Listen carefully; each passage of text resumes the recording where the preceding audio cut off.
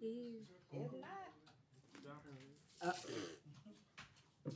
let's just email it to me. What we got it, how we got it. 1, 2, 3, 4. Mm-hmm. If it was a council voting day, it'll be on.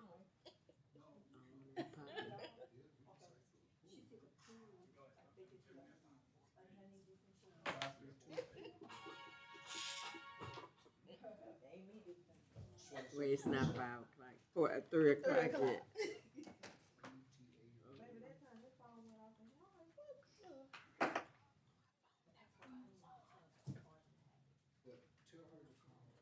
Paul's birthday. What Kim to do? Yeah, I did it Oh, yo, Kim Day. last year. It was a dud. It went pop, pop, pop, pop. And everybody was looking like, Amen. ain't no more fireworks. But this time, he went all He said, out. y'all ain't gonna talk about He him. said he had to redeem himself. Was it something? And he did. I tell you, I tell you what. I mean, it went on I and need him on. to throw my part. I Come know. on, Paul. I know. Come on, Paul. Mr. Green. Mr. Brooks. Tell him get it. Come here like this here.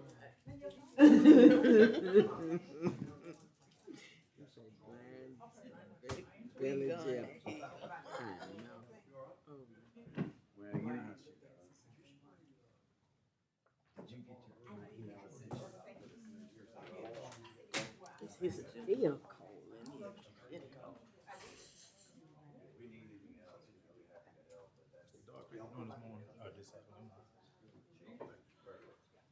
What's up? I'm good, man. Keep so you want somebody to come Reese, you got it. Good. We're trying to stay young like this. Huh. What's that? Mm-hmm.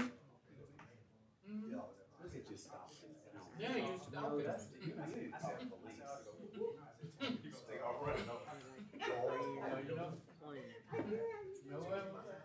What y'all want?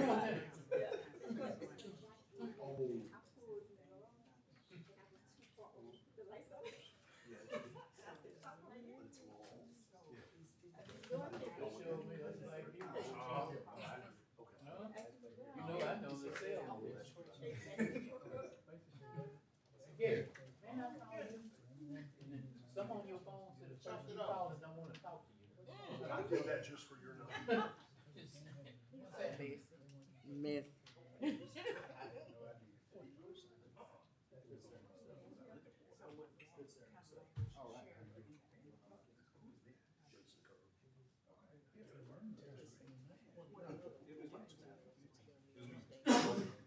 Yeah. What don't call you no more? Everybody. What's going on? Just tell me, but no. You got a white woman on your phone. One of them phones. It's cold in here. Isn't it? It is. It's cold in here. Cold enough to kill. It's freezing in my office. Cold enough to kill. I think you're right.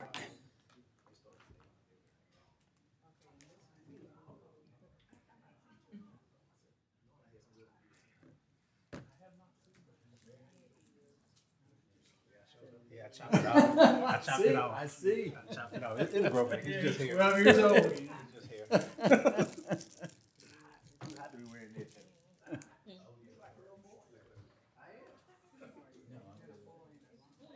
You know what? Because that's an Android toy. Mm. Don't go back and Fast charge.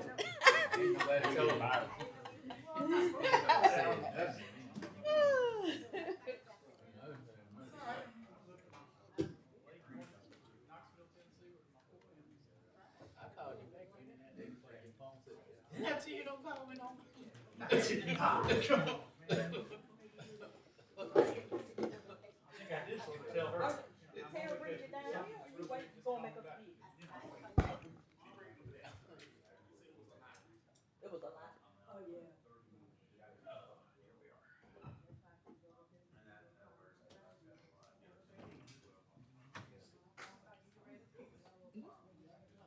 Oh, wait, Councilman Butcher. Yes. The guys right here on the front row, the two right here, they here for the hotel on 70th Street. Awesome. Call them up. Awesome. Thank you. Councilman Brooke, how you doing there, sir? What you got? What are you doing in the pool? What the hell? Yeah. Where did you? I'm ready. I said elderly male. Council is now called to order. Going to ask Councilman Jackson to give the invocation and Councilman Butcher to give the Pledge of Allegiance. Everybody can bow their heads. Gracious Father, we come to you today just to say thank you, just to praise your name. We ask that you watch over the city. We ask that you watch over everyone that lives in the city. We ask that you bless this council. We ask that our words be your words. In your will, we walk in it. We ask this in God the Son, Jesus' name. Amen. Amen. If you would face the flag and repeat after me. I pledge allegiance to the flag of the United States of America and to the republic for which it stands, one nation, under God, indivisible, with liberty and justice for all. Madam Clerk, will you please call the roll? Councilwoman Taylor, Present. Councilman Brooks, Councilman Talaferro, Councilman Butcher, Here. Councilman Jackson, Here. Councilman Green, I'm here. and Councilwoman Bowman. Present. Tomorrow, I entertain a motion to approve the minutes of the Administrative Conference meeting Monday, July 7, 2025, and the City Council meeting Tuesday, July 8, 2025. Does any council member have any awards, recognitions, or distinguished guests not to exceed 15 minutes? Tomorrow, I think Mr. Glover is supposed to come down and acknowledge the anniversary of the deaths that occurred in the Red River. He's supposed to come down and speak with the family. And I also like to acknowledge the birthday of Miss Elvira Allaire Davis, who is 110 years old today. Madam Chair. Yes. Mr. Sepulveda, is Mr. Sepulveda here? He's not. What about, is Mr. Morgan here? Okay, so basically I'd ask both of them, I think there's several questions that have been asked about the old Sheridan on East 70th Street. And I believe the clerk told me that the gentlemen are here. I'd kind of like for us to get an update on where we are. There were some news articles that went around about some problems with that building. So if we want to wait till the end of the meeting when Mike and Jarvis are here, I'm fine with that.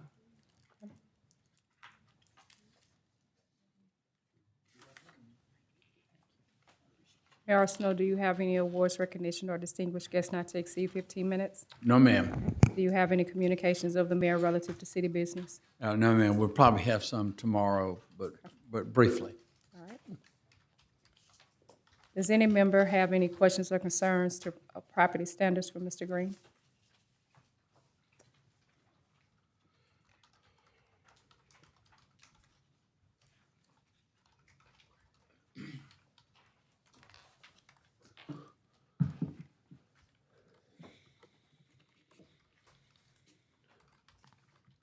Thank you. Mr. Clark, do you have a master plan committee report? No. Okay. Did everyone receive a budget to actual financial report? Mr. Morgan, can you please come up front?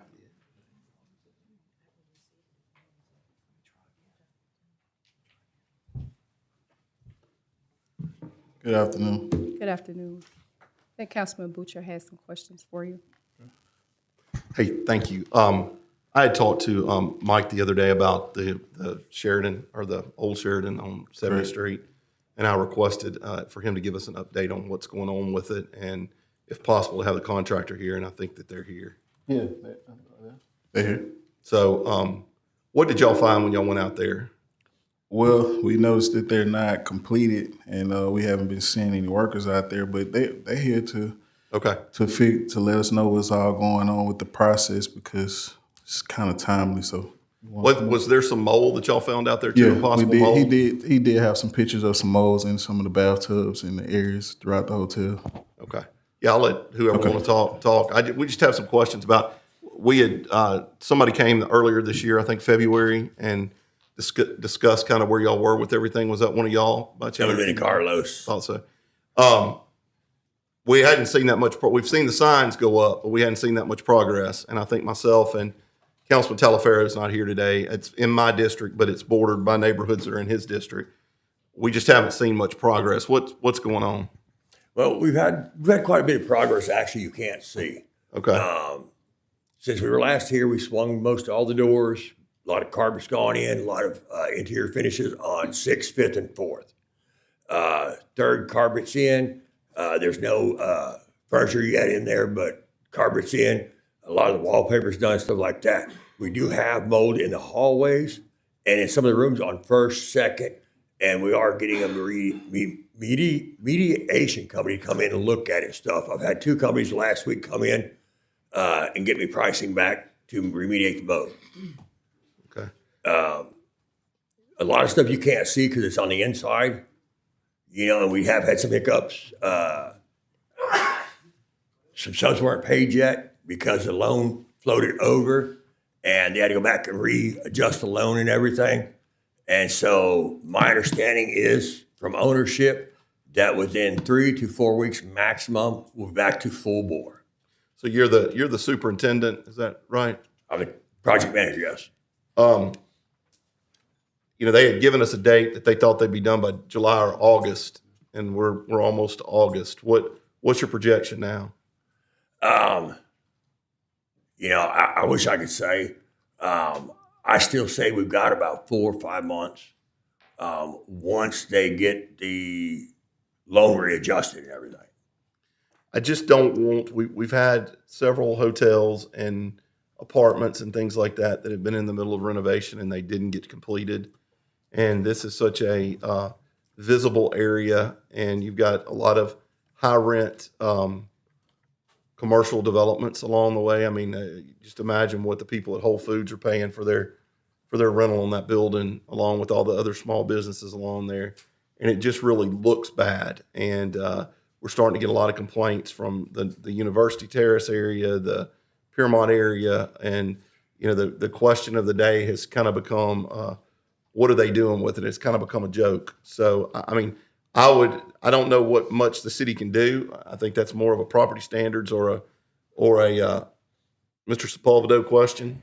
But whatever we need to do to help y'all get that thing done, we need to do it, because it just looks, and I'm sure it's costing y'all a tremendous amount of interest for it just to sit there like that. My heart goes out to the ownership, because I've known the owner for several years, even before I came to work at this hotel. I used to work with him when I worked with Hospitality Builders, and my heart goes out to him because I know what he's going through, and it's not just him, it's everybody. He hates it just as much as anybody does. It's taking so long and being such a heartache to the city. Councilman Nicholson and I met with them in the 2nd year of our first term. So that's how long this is, and we're about to start our 8th year. So it's taken 6 years. So I think that's plenty of time, but I think that the residents in the city are going to start losing some patience with it. That's just my opinion. And I know business is business and things happen, but if we can't get it done, and it does, y'all did clean it up after the first time, but now it's looking kind of shabby around there, in my opinion. So we're going to hold you to the 4 months. I said that before. We're keeping the yard mowed, everything like that, right now while nobody's on it. The yard guys just out there the other day mowing. The dumpsters weren't emptied yet, but they will be being emptied today or tomorrow. I called them in. There hadn't been much, work on site for a few weeks, so I hadn't called the dumpsters in and stuff like that. But I went in and called them in, got them up. We're keeping the site clean. We got new fencing around it. Where's the owner out of? The what? Where's the owner out of? Dallas. Dallas? Has he been over here to see it? Yes. Ask him if he'd like that next to his house. If what, sir? He'd like all that mess next to his house for 6 years. Yeah, I'm sure he wouldn't. He doesn't like it the way it is right now himself. Okay. He's mentioned that several times. Okay. Well, Mr. Sepulvedo, do you have anything you want to add that we can do as a city to speed this up? No. I did meet him out there Friday, and we did a walkthrough from the top to the bottom. you know, they had someone out there doing the irrigation stuff on the outside and running some low voltage stuff on the inside. But I think everything else pretty much shut down. Well, I mean, if you can't pay your subs, I don't know how you're gonna finish. Yeah. Okay, well, that at least answers my questions, and I appreciate you getting them, and I appreciate y'all coming. And I'm not trying to be ugly, but I just know that it's becoming quite an eyesore and probably one of the nicer areas of Shreveport. And you know, eyes are on y'all. There's been several articles that have been written, you know, so. Yeah. No, I understand, and it's a heartache to me as well. You know, being there every day and not being able to get it done yet. You know, I have prided myself on many jobs of taking over jobs that were behind and in bad shape and bring them in, you know, and stuff.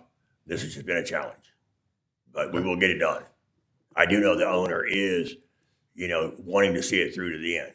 I definitely do know that. He's not looking to bail out or anything, you know. Did he have any involvement in the? Did he have any involvement in the one down on Healthplex behind off of Burt Coons? No. Okay, that's what my fear is, that this is going to turn into that, and then the vagrants are going to, or like what Councilwoman Bowman has out in her district, where you've got a multi-million-dollar building that's destroyed now because it's just set vacant forever. Yeah. And I think it's incumbent of us as leaders of the city to make sure that we push as hard as we can to get these projects finished. Oh, absolutely. And we've got nighttime security on it every night, you know. So, I mean, we're taking the measures to make sure nothing happens to it, to prolong the construction no more than it has to be. I would like next month, maybe about this time, we'll give you a month to get some things. I'd like for the owner to come over here and speak to us today. Okay. Thank you. Thank you, sir. This might be for the city attorney. You said 2 or 3 times, Councilman Butcher, what can the city do? What can we do if they don't finish it? Do we have any recourse against this company? I don't know that we have any money in it. I don't know that there is much that can be done. I'm sure that there are lots of ways that we can have influence, but I don't know that we can force anything to be done. I don't know that we have any interest in the property whatsoever. Okay. I would think the only thing that we could do is strictly enforce building codes and property standards. Right. But I mean, Yeah. Thank you. Attorney Edwards, with that being said, along the lines of what Councilman Butcher is talking about with that building on East 70th Street, we have the same issues with the apartment complexes that are lying dormant and are eyesores in our community. And I posed the question, Councilwoman Bowman has that off of Financial Plaza, when we have these issues with these old raggedy tail slumlords that do what they want to do, and people coming into our city, leaving these buildings the way that they are, and then it becomes the city's responsibility, so to speak, in order to be the police chaser after that. I want us to look at something to see that what we can do, because we're constantly having this particular issue right here in the city. I don't know what it is that we can do with some of these property owners that decide to do these projects in here, but just as he said, 6 years with this, it's been almost 6 years with these apartment complexes as well, with these issues. There has to be something, other recourse that we should be able to take. Now, I'm gonna ask you and the administration to look into that, because there should not have to be where residents that reside on either side, and I don't care what part of town that they're in, that they should have to deal with that. It's just totally insane to me. And then we're sending out our resources to go over here and say, you're fine, you're not doing this, you're not doing this, you're not doing this, while they live somewhere else. Absolutely, and I do absolutely see the connection. Mm-hmm. I want to say that at least on the positive end, in this particular case, there is a developer that's still engaged, that's willing to come, and although they've run into some issues, they're still making investments in the property. And as long as we have someone who's accountable and present, then there are things that can be done on the positive end. Once they either vacate, abdicate, run away, start hiding from service of process, and that's when things get very dire. Yep. And so I'm glad that they're still engaged. Madam Chair. Councilman Also, Burns. check out the one on Monkhouse. It is just, it's unreal to be right there on Monkhouse. On the interstate coming into town. Everything coming into town, and it just need to be totally knocked down or whatever. So The bright side to everything is that we have other investors that are calling in that are interested in these properties, but they up on their taxes. They're doing everything that they're supposed to do Why you turn my phone off? in order to be up to date with the property. but David Raines is going to be good for you today. Thank you, sir. Yes, I have some serious concerns also because just like Country Club, that is in the middle of a robust neighborhood and it is overgrown. It has not been taken care of. The hotel on 70th Street is a gem compared to the hotels I have in my district that's been there for years. So it is a major concern. I'm not sure if it's property standards, the city attorney's office, or where, but we need to go somewhere and figure out what we need to do because we have too many buildings next to homes. We have buildings.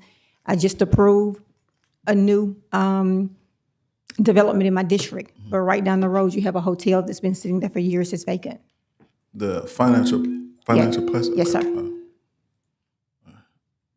Yeah, we like I said, we looking at for as what we can do on the public works and making sure that the taxes are up to date, and that's all we can do. And the properties, we can't. I don't know what we can do for as the vandalization of the properties. That's pretty much the eyesore. But for 70th Street, those guys are being responsive to us. They reaching out to Mike. He's going out doing inspection on everything. I just don't know what else we could do for us on the public works side of it. I don't think it's probably any more that you can do for what we have going on. What I'm asking Attorney Edwards is that if there's any other legal recourse that we have for these complexes, an apartment complexes with these landlords, then I want us to be able to seek it because we're footing the bill for this. That's We don't have the money to do that. Yeah, and yeah, we don't have the money to turn around and do that. So the issues that we have that we're if they're violating code or in any point that you all look at from a public works standpoint, a property standards standpoint, then they need to be cited. And they need to be cited expeditiously. If they have housing, then HUD needs to get involved. Because at this particular point, that this is falling on the city's shoulder. For what happened to the young lady in Village Square, which was totally unacceptable, and then what you got at Northwood and all of these things right here that becomes the city's issue. And we're going in and we absorbing, again, all of this responsibility that's not ours to absorb. So I'm not letting them get away with the past. It's going to be some months that he needs to come up here every month and tell us what the heck they doing. Because we have to look at this mess. And we have to take the calls about Right. it too. Yeah, me and Terrence did have a conversation about it because one thing, like I said, I do is I make sure the taxes are up to date, which they are, but they are up on their taxes. They paying the taxes. But I want as far them as to pay the upkeep, taxes and fix the building. okay. So you could pay the taxes all day, What- but it what, doesn't matter if you still, that your property is looking dilapidated and then the homeowners have to deal with it. And as I said, I don't care what area that is in. That should not have to happen. And so if we have to go and further research, and Mayor, you should be sick of looking at this mess as well. When you drive around the city, nobody wants to look at this. Nobody, when I drive down North Market, I get sick of looking at Villa del Lago or any of these apartment complexes or going down East 70th Street. Nobody wants to see this. And so we'll go and give pass after pass after pass after pass, but then we'll tell our citizens, you're going to get fined and come into environmental court. So we're going to do it to them, then I suggest we do it to them. Okay. What about the hotels on Monkhouse? Have you talked to any of the owners over there? No, sir, we have not talked to any of them.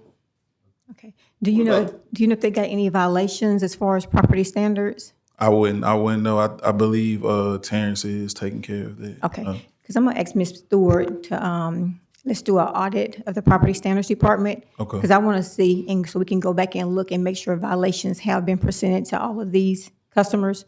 Because as long as I've been on the council for 2.5 years now, Financial Plaza has been in the state it's in now. So they should have a lot of property standards violations just because of the way the building looks. Our 20 Monkhouse Drive, it's been like that. So I guess one way to figure out if we're doing our job in enforcing it and giving violations is check the records. Mr. John, would there not be zoning that look at these apartment complexes as well? I mean, that would look at these businesses? Zoning or MPC? Yeah. MPC? Would they look at the They existing businesses? they do as well. Yeah. They do. It's a combination of all three of us: Public Works, Property Standards, and Zone. Yeah. Yeah. So what we'll do is we'll do an audit of all 3 departments to figure out if it's been done. We'll check into it. Okay. The one on Financial Plaza, I mean, when they're talking somebody buying that one, I mean, the old Holodome. It was supposed to be somebody buy all of them. They ain't bought any of them. Right. Well, it looks. I went by there yesterday, and there's sheets hanging out the window, and it looks horrible. Thank you, Mr. Morgan. Okay.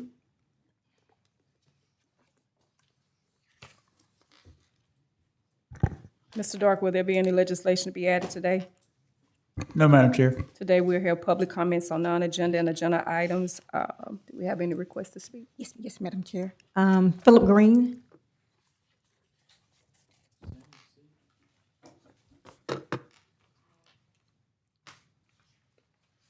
Good afternoon.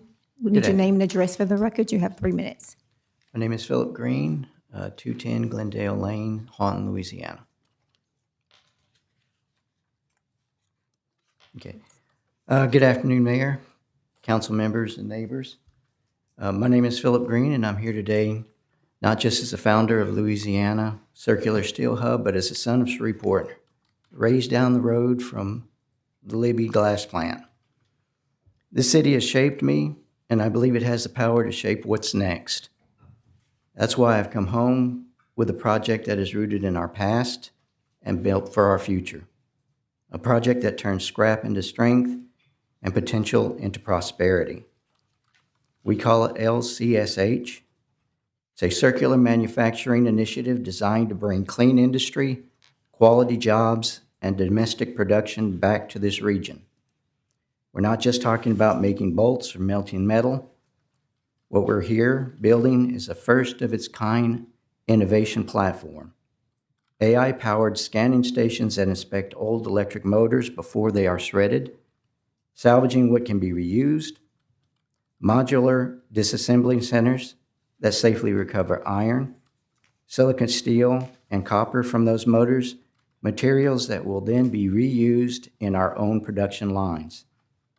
A closed-loop manufacturing system that will make grade 8.8 fasteners, lamination steel, valves, flanges, and electric motor housings. Right here in Shreveport, using scrap we recover in Louisiana. This is not just about the machines, it's about the people. We'll be working with North Louisiana Technical Community College and Bossier Parish Community College to create training pipelines. For these new hands-on roles, we're designing these jobs to be accessible, durable, and dignified, offering new career paths to residents who have been left out of the economy for too long. At full scale, we will recover thousands of tons of reusable material each year, avoiding tens of thousands of tons of emissions, and create 200-plus skilled jobs, the kind that can't be offshored or automated away. And we're doing it in a way that no one else in the country is doing it right now. Shreveport has the chance to be a national demonstration site for a new kind of manufacturing, clean, circular, and community-centered. But to do that, we need your support. We believe the Libby glass plant is a perfect site for this. It has the infrastructure, the history, and location to become a regional hub for smart, Sustainable Industries. Demolishing this facility would cost us time, money, and momentum. Mr. Green, Saving it? I'm sorry, your time is expired. We did receive the packet. Madam Chair, because he's talking about living glass and it's a breath of fresh air in my district. Mr. Mayor, are you familiar with this? This is the first I've heard of it, and the property is likely to be owned by the North Louisiana Economic Partnership. I don't know if he's been in touch with them, but they normally would be who we use to vet these kinds of projects, and I would encourage him to start there. Okay. Okay. With that said, I don't have anything to say. Thank you, sir, Okay. but it sounds good. Okay, thank you. Thank you. Ms. John Glover?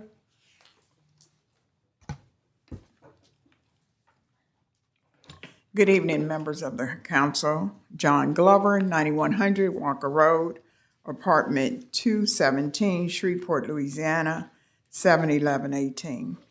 I want to start out first commending the staff of your council. I proposed a question to your staff as well as to the CAO, and I received the information that I wanted to get, but I did not, and nor was the information clear until I got here today and was able to speak to Mr. Dark to get the intimacy of the language of what we're dealing with. Resolution 89, the $100,000 that were being proposed for allocation, that amendment number 4 that you all adopted back in December of 2024. Matter of fact, it was ordinance number 121 of 2024. Though the amendment showed sport tourism, it did not say specifically what it was going to be designed to be used for. As I said, I have learned now how that process came about and why it was not a name or an entity given at that particular time. I did check the fact sheet that goes along with your data, your supporting data, and it did mention GSU and a football game that is proposed to be here at the end of August. Again, I want to commend those who were readily available and gave me that information. But then I went on to ordinance number 68. And that's the one that deals with seemingly some funds being reallocated or allocated or asked for additional funds, some $735,000. Now, the language on the fact sheet left quite a few questions for me to address. And I didn't get an opportunity to ask those of the council nor the administration these particular questions. But I will ask these questions as I stand here, and maybe someone will get back with some answers. I wanted to know, with this particular legislation, at the onset, it was supposed to be funded by HUD funding, but now it has changed, and it brings in G Unit as a part of the language. I want to know what's going on. I mean, why was a designation made now being altered? Then I wanted to know, it mentioned architectural services. Who was that provider, and how much were those services to the price tag for those services? You know, when we get the information and we don't fully understand, and I won't say we, I'll say I don't fully understand, then I will stand and ask for clarity or an explanation. It is not an indictment. It is just me trying to get information. I do appreciate your attention, and I'm back. Madam Chair, that concludes public comments. Thank you. We have no executive appointments to consider tomorrow. There are no items under consent agenda for introduction or to be adopted. Mr. Dark, please proceed with regular agenda legislation. Certainly, Madam Chair. Resolution 85 authorizes the submission of the 2025 annual action plan to HUD. That is something we do every year to get our federal funding. We do a consolidated plan every 5 years. Annual plan just updates that. Ms. Howard and Ms. Scott are here if you have any questions about that. Resolution 86 rejects bids for the bids that were taken for ready-mix concrete, IFB 25034. We got one bid. It was spectacularly larger than the amount that we had estimated, which leads us to believe the bidder did not understand what we were asking for, so we're going to try again on that one. 87 repeals Resolution 105 of 96, which created this Regional Sports Authority, an entity which, according to the fact sheet, has not been active since 2013. And Resolution 88 celebrates the life of Ms. Olaire Davis, that Madam Chair referred to. 110 years is quite something certainly to celebrate. On the annual action plan for that, has that already been submitted to council? One of y'all want to come up?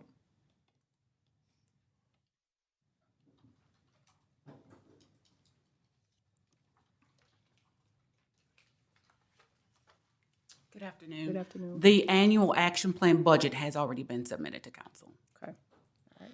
Thank you, ma'am. Mr. Dark, would you proceed with introduction of resolutions not to be adopted prior to August 12th, 2025? Resolution 89 is the item that Ms. Glover referred, execution of an agreement between the city and Grambling State for that will allow us to donate $100,000 toward the purpose of the Grambling-Langston football game. As I understand it from talking to Shelley this morning, we're probably going to get a good bit of that back because they are in fact going to pay for all the services that we provide relative to making the stadium ready to play. Who will be doing the marketing for this?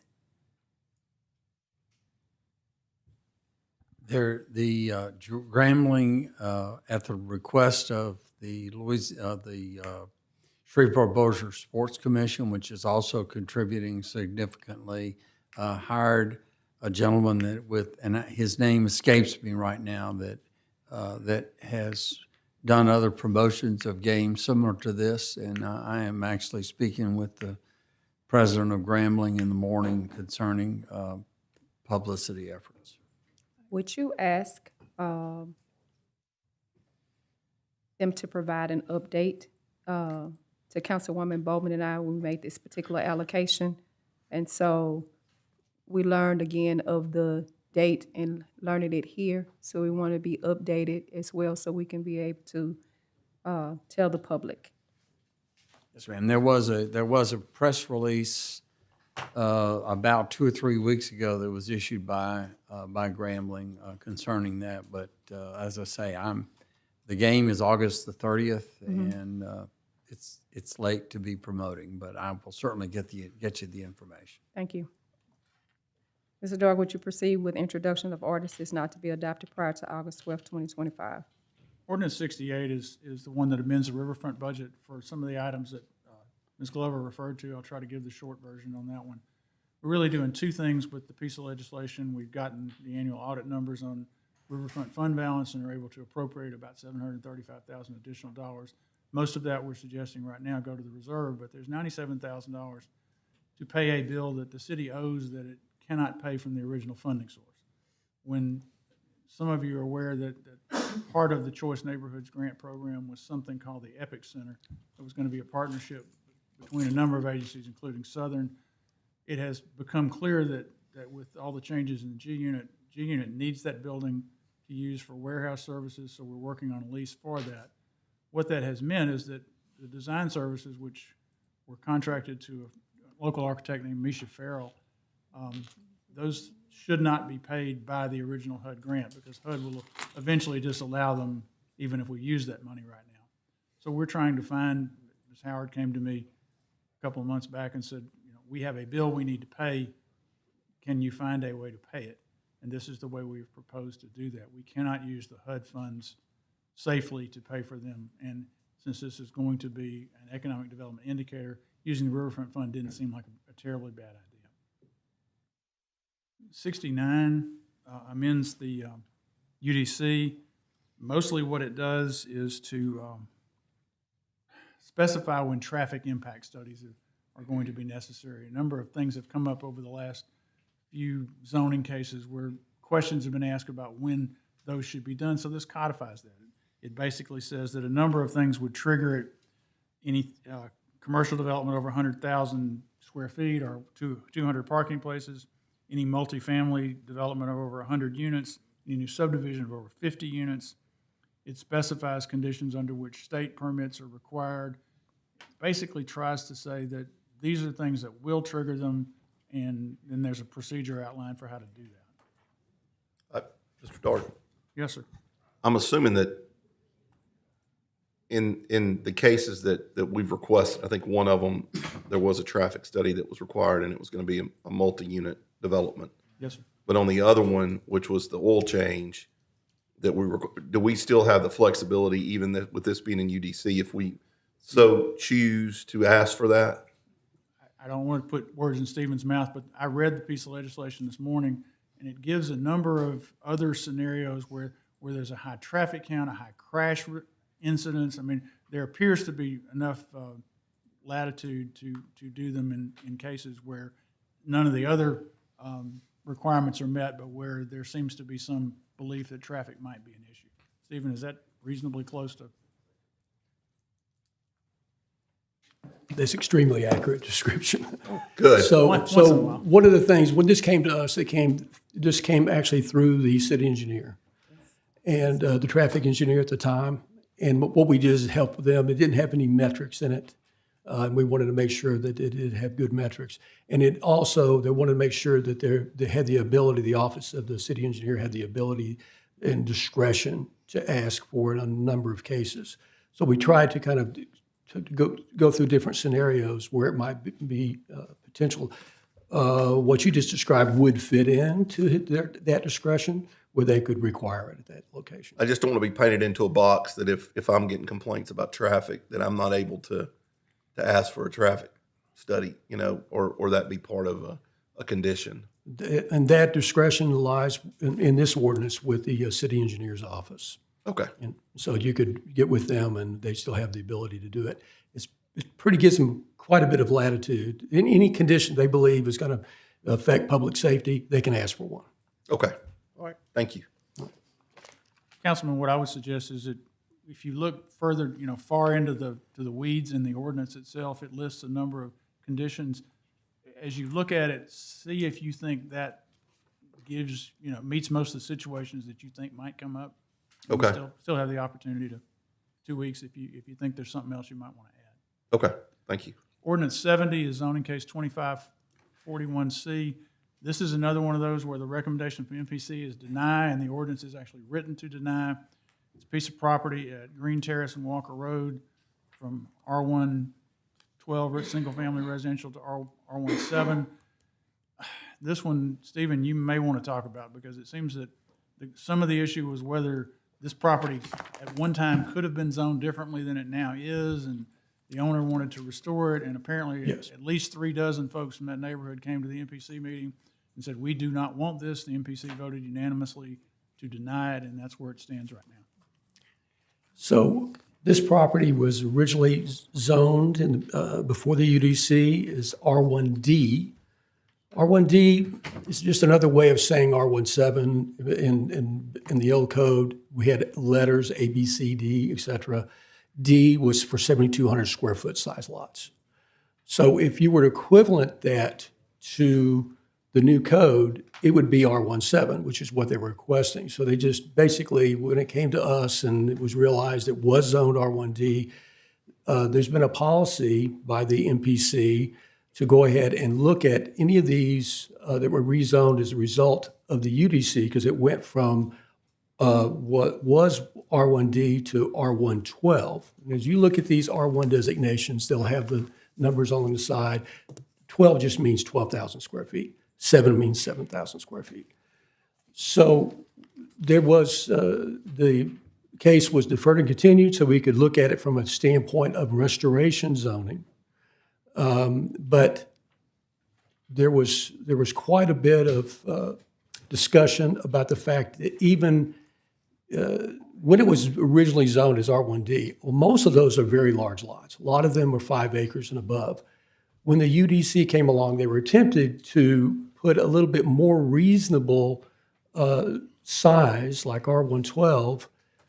It could have easily been RE for some of those lots, but because there were some smaller lots there, they landed on R112, which was trying to restore it back to some reasonable square footage that was consistent with the neighborhood. So the neighborhood presented information, including the covenants that they had that was with their property originally, and they even had some indication that they thought it was zoned commercial because their covenants actually showed it as commercial property. But since it is private covenants, we have no jurisdiction over that. It was never zoned, when it came in, it was never zoned commercial. So that was where a lot of the opposition stemmed from. But when it came down right down to it, our board just didn't really feel like that level of density, because they can by right now put 3 lots on that piece of property. The neighborhood didn't want any more than 1, but they can legally put 3. So this was an attempt to get it where they could put 4 lots. So what after a lot of deliberation, our board went ahead and went with denial, and that's what's in front of you today. Now, since then, staff has talked about where they're going from here on, and the applicant has actually submitted, or is in the process of submitting, a 3-lot subdivision to us. So we went back and contacted them and said, well, if you're going to do the 3-lot subdivision, then this entire rezoning is not necessary. And so we said, do you want to go ahead and submit a withdrawal to council, since if you're going to go ahead and file the 3-lot subdivision? They indicated to us that they were going to do that, but we never received anything. So we were expecting that we would get something to request a withdrawal. That did not happen. We're going to be contacting them again tomorrow, and hopefully before we come back tomorrow, you'll have an answer whether they weren't going to withdraw the case. We will need that in writing from them. Madam Chair. Any more questions? And several of the neighbors wanted to come down here. I held them off with the thought that it was going to be withdrawn, so I would need to know that. And the other question, they wanted to know, when was 3 houses approved? I know that doesn't require a zoning change, but they wanted to know at what point was that approved, just a time frame, because they weren't notified, but I don't know the time frame of when it was approved. It came into our jurisdiction back in the 50s as R1D, which would allow the 3. Now, what I think where the disconnect is the subdivision, which would actually allow it to become 3 different lots, would still have to go back to the MPC for approval, but it would be it's by right. And so we wouldn't have any grounds to deny it, because it's not on the basis of density. It would be the basis of whether or not the lots were wide enough, whether or not the setbacks were correct. I can't see of any reason why that they would deny the subdivision, because the subdivision would meet all the requirements. But that would come back to them. They could appeal that to you and now that is we don't have a public hearing, because that's a consent agenda item. It doesn't require a public hearing because it's not more than it's only 3 lots. But it will be done at that level. That could be appealed if they wanted to take that route. But the right really to vest 3 houses really was there from the very beginning when it was brought into the planning limits. Thank you. Any other questions? And again, that's on introduction, so it's possible you could get something tomorrow. It's possible you could get something between now and 3 weeks from now.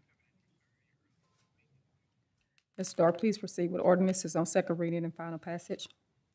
Yes, ma'am. 61 and 62 are zoning cases that were postponed last time. 61 is zoning case 2528C at Kingston and Live Oak, and then the other one is 2550C on Hillary Huckabee near North Lake Shore. 63 amends the capital budget. This one is $250,000 for lighting. That's basically appropriating some state funds that we have received. 64 amends the debt service fund to essentially remove from part of their reserve the funding to appropriate the debt service required for the 2024 GO bonds that were sold at the end of last year. Please note again that the 2025 ones, the ones that were sold this year for the last tranche of the 2021 bonds, there is no debt service payment until next year for that. How much is that? Sorry? How much is it for 2024? I believe, let's see, let me look. $3,580,000 approximately. And where is it coming from? It's coming from if you remember, some of the discussion we had during the discussion about the bond issue was that the debt service fund had a very large reserve. which really only needs to be about just a little more than 1 year's tax collection. And what we're going to be doing over the next couple of years is spending down some of that reserve until we get to the point where it will be necessary to levy the additional taxes that were discussed at the time of the bond issue. But at least for 25 and 26, that will not be necessary. What will we be spending it down on? We will be making debt service payments on the bonds that were sold last November for the 2024s and the ones that were sold this spring for the 2021s.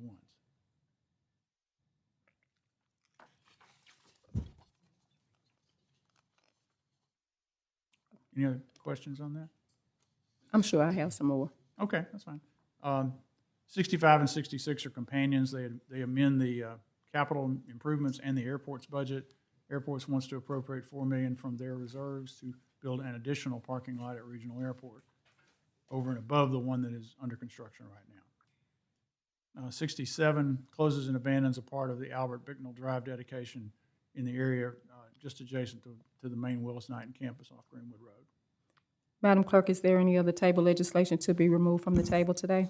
No, ma'am. We have no property standards or ABO appeals to consider today. We have no MPC, ZBA appeals to consider today. Are there any other appeals, Madam Clerk? No, ma'am. Are there any reports from officers, boards, and committees?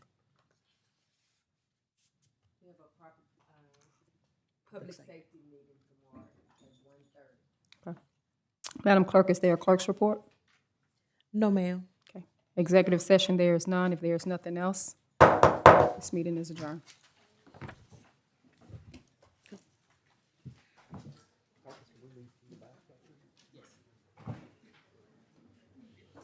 How's he doing? Good, man. How you doing? Oh, he's doing well. He said he had a doctor's appointment today.